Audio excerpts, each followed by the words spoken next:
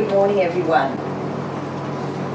I'm talking about this program. You've already heard a little bit about it. You've heard Hemi and Kuba this morning talking about coming to the Wednesday afternoon after-school program for deaf and hard of hearing high school children. So I'm now going to be talking a little bit more about it because we've had very sort of positive feedback from the kids, from the parents, and we've been invited to talk about this program that we're running this term. It's a joint program run by WA Deaf Society and also WADS and WA Deaf Recreation Association has funding from the Department of Sport and Recreation. We've had 15 families or 15 children actually registered and attend.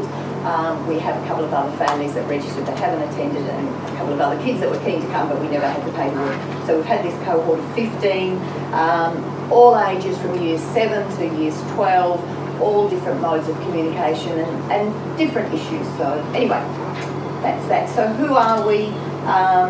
We're the staff are both a combination of staff from WA Deaf Society, so myself as the hearing staff member and generally the grant coordinator, the behind-the-scene person, liaising with the parents, the schools, but Joshua Levitsky-Gray, who's an experienced young deaf youth leader, is the session facilitator.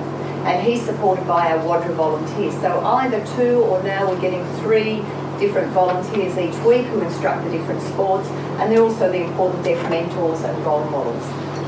We have an Auslan interpreter always there, so the programs are fully accessible whether the kids are oral communicators, whether they're signers or a mixture. And the aim of the WADS and WADRA staff is that we provide that ongoing connection to a space, a meeting place, the organisations and the ongoing sort of programs, the recreational and social programs. Okay, so it's on the Wednesday, 4 to 6, and these are the different things that we do. So, yeah, it's grant funded. We've got to have goals and outcomes. The main one is that the students, they show or have the opportunity to increase physical activity and participation. We know that this is best facilitated through opportunity to connect with other deaf and hard of hearing youth and older deaf role models, so that they're not the only one, and those barriers with communication, those barriers to participation. And what we're providing is this nurturing environment where the hearing difference is the norm rather than the difference. And this is the place to build social confidence and skills and increase participation. We've also got secondary goals where we want the staff to increase their skills, particularly the WADRA staff, to learn a little bit more about grants and what's involved in sort of, grant programs, and also for them to have the opportunity to be a coach, to be a mentor. Okay, so what have we achieved so far? We did a little short survey the week before last, the end of the 3rd week for the students, and I was asking the students, what are two good things about coming to Deaf Youth Rec?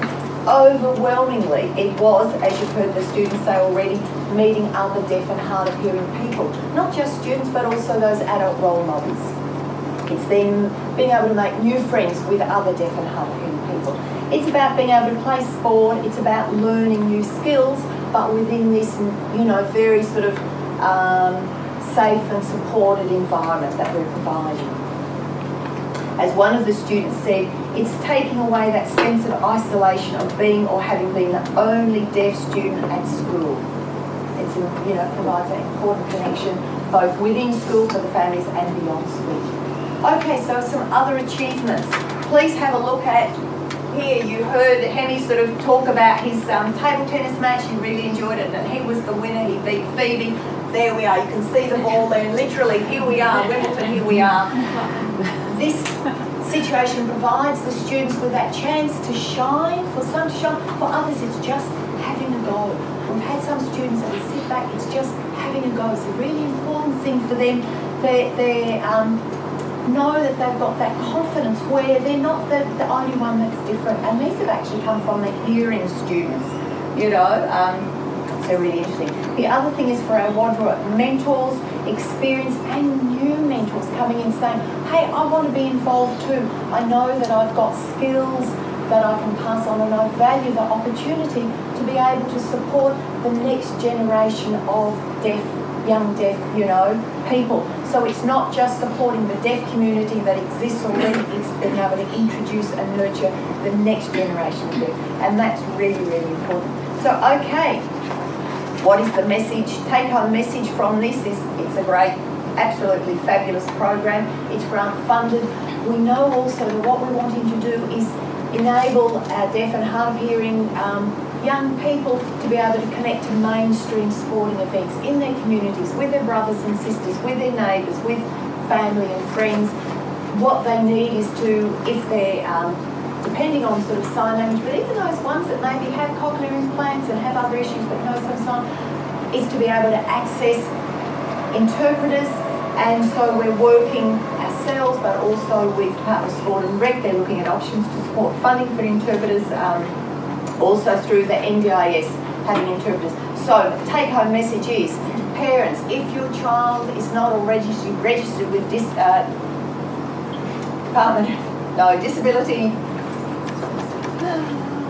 Services Commission, it's around thinking of Department of Sport and Rec, Disability Services Commission doesn't have an LAC, please register now, because when the NDIS is rolled out, whichever model it follows, if you're registered, if your child is registered, then you're in the loop and you're first off the, cap off the mark. So, okay, that's all. Thank you very much.